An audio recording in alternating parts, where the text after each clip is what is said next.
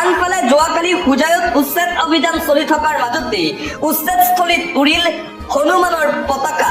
হোজাইত আৰক্ষীৰ লাঠি চাৰ্জৰো ঘটনা পোহৰলৈ আহিছিল যোৱাকালি। মুঠতে হোজাইৰ উচ্ছেদস্থলীত যোৱাকালি ভয়ংকৰ পৰিস্থিতিৰ সৃষ্টি হৈছিল। আৰক্ষীলৈ শিল ইটাৰে আক্ৰমণ উচ্ছেদিত ৰাইজৰ, তথাপিও চলিছিল উচ্ছেদ অভিযান। আহত কেইবাগৰাকীও আৰক্ষী জোৱান হোজাইত। আক্ৰমণকাৰীলৈ আৰক্ষীৰ লাঠি চাৰ্জো দেখিবলৈ পোৱা গৈছিল। হোজাই আৰক্ষীয়ে আটক কৰিছে কেইবাগৰাকীও আক্ৰমণকাৰী উচ্ছেদিত ৰাইজক। হোজাইত আজিও চলিব উচ্ছেদ অভিযান। ৰাজ্যত চলি থকা উচ্ছেদ অভিযানৰ মাজতেই মুখ্যমন্ত্ৰী ডক্টৰ হিমন্ত বিশ্ব শৰ্মাৰ নতুন নিৰ্দেশনা। উচ্ছেদক লৈ উপায়ুক্ত পৰ্যায়ৰ তদন্তৰ নিৰ্দেশ মুখ্যমন্ত্ৰীৰ। অৰিজিনেল মানুহ কোন তাক লৈ হ'ব পৰীক্ষা। তন্নতনকৈ পৰীক্ষা কৰা হ'ব নথি পত্ৰ। অবৈধ নাগৰিকৰ বিৰুদ্ধে মুঠতে সৰব হৈ পৰিছে মুখ্যমন্ত্ৰী শৰ্মা। উচ্ছেদক লৈ উপায়ুক্ত পৰ্যায়ৰ তদন্তৰ নিৰ্দেশ মুখ্যমন্ত্ৰী হিমন্ত বিশ্ব শৰ্মাৰ। অৰিজিনেল কৰ মানুহ কি কথা, তন্নতন্নকৈ পৰীক্ষা কৰা হ'ব নথি পত্ৰ। উচ্ছেদিত ৰাইজৰ ডকুমেণ্ট চেক কৰা হ'ব। বিহাৰ ধুবুৰী বেংগল বুলি কৈ সিপাৰৰ পৰাও আহিব পাৰে মানুহ। স্থায়ী বাসিন্দা নহলেই উপায়ুক্তই কৰিব ইনকুৱাৰী উচ্ছেদিত ৰাইজৰ বিৰুদ্ধে। খেদা হ'ব লগে লগে যদিহে ধৰা পৰে এই লোকসকল বাংলাদেশী বুলি। সঁচাকৈ ক'ৰ পৰা আহিছে মানুহবোৰ, আৰম্ভ হৈ গ'ল ইনকুৱাৰী ৰাজ্যত। হাতত তালিকা উলিয়াই মুখ্যমন্ত্ৰীয়ে ক'লে য'ৰ পৰা আহিছে সেই স্থানলৈ যাবই লাগিব সেই লোকসকল। মুঠতে অবৈধ নাগৰিকৰ বিৰুদ্ধে কঠোৰ হৈ পৰিছে মুখ্যমন্ত্ৰী ডক্টৰ হিমন্ত বিশ্ব শৰ্মা। এটা ব্ৰেকিং নিউজ, জনতাৰ উন্নয়নৰ কথা নাই। তুলিৰাম ৰংখাঙে সাজিছে 200 কোটি টকাৰ ঘৰ। বিজেপি চৰকাৰৰ দুৰ্নীতি আৰু কেলেংকাৰীৰ বিৰুদ্ধে পুনৰ এবাৰ সৰব হৈ পৰিছে অসম জাতীয় পৰিষদৰ সভাপতি লুৰিণজ্যোতি গগৈ। বিজেপি চৰকাৰৰ বিৰুদ্ধে কেইবাটাও ডাঙৰ মন্তব্য কৰিছে লুৰিণজ্যোতিয়ে। কাৰ্বি আংলঙৰ মাটি বহুজাতিক কোম্পানীক দিয়াৰ ষড়যন্ত্ৰ তুলিৰাম ৰংখাঙৰ। কাৰ্বি মানুহৰ উন্নয়ন কৰাৰ পৰিৱৰ্তে তুলিৰামে সাজিছে 200 কোটি টকাৰ ঘৰ। সকলো লুণ্ঠন কৰি শেষ। এতিয়া খিলঞ্জীয়াৰ মাটিৰ ওপৰত চকু ভাৰতীয় জনতা পাৰ্টিৰ। চৰকাৰ আৰু তুলিৰাম ৰংখাঙৰ বিৰুদ্ধে কাৰ্বি আংলঙত বিশাল প্ৰতিবাদী কাৰ্যসূচী। বিজেপি চৰকাৰ তুলিৰাম ৰংখাঙৰ বিৰুদ্ধে গৰজি উঠিল লুৰিণজ্যোতি গগৈ। কাৰ্বি আংলঙৰ মাটি বহুজাতিক কোম্পানীক দিয়াৰ ষড়যন্ত্ৰ তুলিৰাম ৰংখাঙৰ। আৰু কাৰ্বি আংলঙত এইবাৰ লুৰিণজ্যোতি গগৈৰ নেতৃত্বত বিজেপি চৰকাৰৰ বিৰুদ্ধে তীব্ৰ প্ৰতিবাদী কাৰ্যসূচী দেখিবলৈ পোৱা গ'ল। পৰৱৰ্তী খবৰ, উচ্ছেদৰ নামত ঐতিহাসিক পুৰণি দৰগাহ ভাঙিব নোৱাৰে। ত্ৰয়োদশ শতিকাৰ দৰগাহ ধ্বংসৰ বিৰুদ্ধে ৰায়দান প্ৰদান কৰিছে এতিয়া উচ্চতম ন্যায়ালয়ে। ন্যায়ালয় কঠোৰ হৈ পৰিছে। মছজিদ দৰগাহ ভাঙিব বিচৰা বিষয়াৰ বিৰুদ্ধে সৰব সৰ্বোচ্চ ন্যায়ালয়। অবৈধ দখলৰ অভিযোগত ত্ৰয়োদশ শতিকাৰ দৰগাহ কিয় ভাঙিব? উচ্ছেদৰ নামত ভাঙিব নোৱাৰিব। ঐতিহাসিক দৰগাহ মছজিদ দৰগাহ উচ্ছেদত স্থগিতাদেশ জাৰিৰে DD1 ধমক সৰ্বোচ্চ ন্যায়ালয়ৰ। অনুমতি অবিহনে ভাঙিব নোৱাৰিব ঐতিহাসিক মছজিদ আৰু দৰগাহ। কঠোৰ হৈ পৰিছে ন্যায়ালয়। যেনেকৈ আছে তেনেকৈয়ে থাকিব লাগিব ঐতিহাসিক স্মৃতি সৌধ।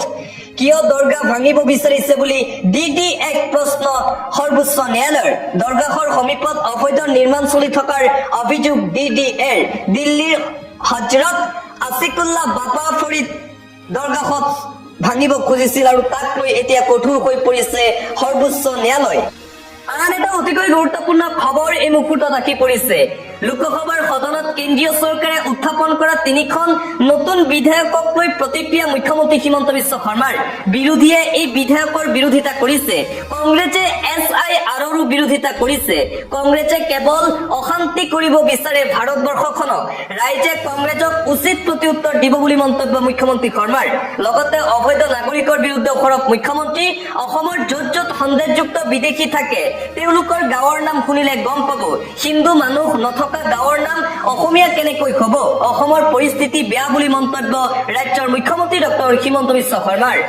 পৰৱৰ্তী খবৰ জিএমচিএইচত নৱজাতকৰ মৃত্যুৱে স্বাস্থ্য বিভাগৰ প্ৰকৃত প্ৰতিচ্ছবিখন দেখুৱালে মেডিকেল কলেজৰ বিল্ডিং নিৰ্মাণ কৰিছে মেচিন ক্ৰয় কৰিছে মেডিকেল কলেজত চিকিৎসা সেৱা নাই চিকিৎসক নাই এই ঘটনাৰ নৈতিক দায়িত্ব স্বীকাৰ কৰাৰ পাছত মুখ্যমন্ত্ৰীয়ে পদত্যাগ কৰক জিএমচিএইচত বিচনাৰ পৰা পৰি শিশু মৃত্যু হোৱা ঘটনাক লৈ প্ৰতিক্ৰিয়া অসম জাতীয় পৰিষদৰ সাধাৰণ সম্পাদক জগদীশ ভূঞাৰ হিমন্ত বিশ্ব শৰ্মাই নিজৰ ব্যৰ্থতা স্বীকাৰ কৰি শীঘ্ৰেই মুখ্যমন্ত্ৰী পদৰ পৰা পদত্যাগ কৰিব লাগে বুলি মন্তব্য জগদীশ ভূঞাৰ 2026 চনৰ বিধানসভা নিৰ্বাচনৰ পূৰ্বে বিৰোধীৰ মিত্ৰতাৰ সন্দৰ্ভত প্ৰতিক্ৰিয়া প্ৰকাশ কৰিছে কংগ্ৰেছ নেতা ৰিপুণ বৰাই কংগ্ৰেছে মিত্ৰতা সদায় বিচাৰি আছে বিজেপি বিৰোধী সকলো দলক মিত্ৰতাক লৈ আহ্বান জনাই থকা হৈছে কংগ্ৰেছে উচ্চ শিক্ষা প্ৰতিষ্ঠানৰ স্থাপনত বিৰোধিতা নকৰে ভাৰত ৰত্ন ৰাজীৱ গান্ধীৰ জন্মবাৰ্ষিকীত উপস্থিত হৈ এইদৰে মন্তব্য কৰিছে ৰাজ্যসভাৰ প্ৰাক্তন সাংসদ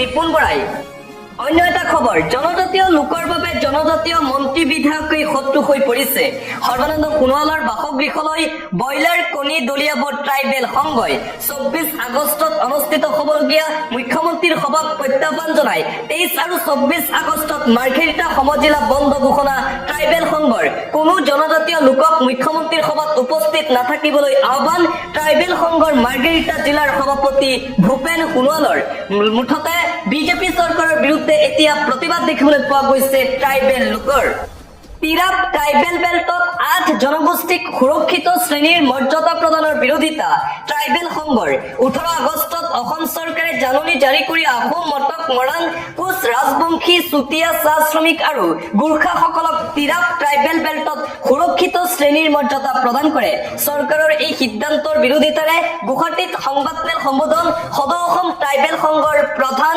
সম্পাদক আদিত্য খাকলাৰীৰ আন এটা গুৰুত্বপূৰ্ণ খবৰ SIRৰ বিৰোধিতাৰে দেশৰ মুখ্য নিৰ্বাচন আয়ুক্তলৈ স্মাৰক পত্ৰ প্ৰেৰণ কংগ্ৰেছ বিধায়কৰ উজনি অসমত সংখ্যালঘু লোক গণ উন্মোদনৰ বলি হৈছে NRC পুনৰীক্ষণ কৰাটো বিচৰা নাই বিধায়ক নুৰুল খুদাই দিছপুৰ বিধায়ক আৱাসত কংগ্ৰেছ বিধায়ক নুৰুল খুদাই সংবাদমেল সম্বোধন কৰি উত্থাপন কৰে কেতবোৰ বিষয় SIRৰ পূৰ্ণ বিৰোধিতা কৰিছে কংগ্ৰেছ বিধায়ক নুৰুল খুদাই পৰৱৰ্তী খবৰ ৰাজ্যিক বিজেপিৰ মুখপাত্ৰ জয়ন্ত কুমাৰ গোস্বামীৰ বিৰুদ্ধে লতাশিল আৰক্ষী থানাত এজাহাৰ দাখিল কৰা হৈছে মুখপাত্ৰ তথা অধিবক্তাগৰাকীয়ে অশোক স্তম্ভ নিয়ম বহিৰ্ভূতভাৱে ব্যৱহাৰ কৰাৰ অভিযোগ মন্ত্ৰী পীযুষ হাজৰিকাৰ বিৰুদ্ধেও গুৱাহাটী উচ্চ ন্যায়ালয়ৰ মহাপঞ্জীয়কৰ ওচৰত লিখিত অভিযোগ দাখিল মন্ত্ৰীগৰাকীৰ বিৰুদ্ধে কৰ্তৃত্বশীলভাৱে সামাজিক মাধ্যমত গুৱাহাটী উচ্চ ন্যায়ালয়ৰ ভিডিঅ' প্ৰকাশ কৰাৰ অভিযোগ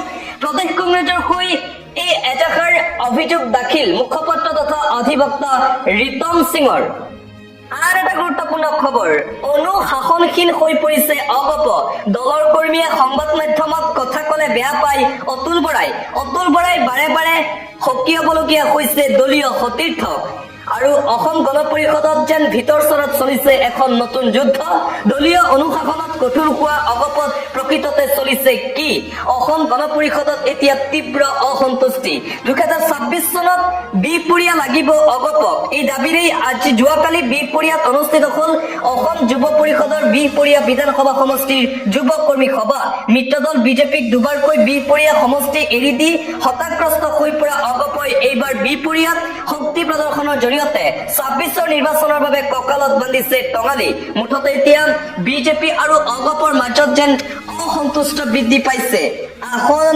ভাগ বতৰাক লৈ শীঘ্ৰেই হয়তো আৰু অধিক অসন্তুষ্টি বৃদ্ধি পোৱাৰ পূৰ্ণ সম্ভাৱনা আছে পৰৱৰ্তী খবৰ আৰক্ষীৰ জালত সন্দেহজনক নাগৰিক জব্দ হৈছে পাকিস্তানী ভিছা হুজাইৰ মুৰাজাৰত আটক কৰা হৈছে সন্দেহজনক নাগৰিকক মুৰাজাৰ গাঁও পঞ্চায়তৰ পৰা প্ৰমাণ পত্ৰ আনিবলৈ গৈ আটক হ'ল সন্দেহজনক নাগৰিকজন লোকজনৰ নাম আবুল কালাম বুলি জানিব পৰা গৈছে আবুল কালাম নামৰ সন্দেহযুক্ত নাগৰিকজনক গ্ৰেপ্তাৰ হাতীশালীৰ আব্দুৰ ৰৌফৰ পিতৃ পৰিচয় দি প্ৰমাণ পত্ৰ সংগ্ৰহ কৰিবলৈ গৈ আটক হ'ল ভোটাৰ তালিকাত নাম নথকাৰ বাবে সন্দেহ উপজিছিল পঞ্চায়তৰ সচিব মুজাম্মিল আলিয়ে তাৰ পাছতে আৰক্ষীক মাতি চমজাই দিয়ে সন্দেহজনক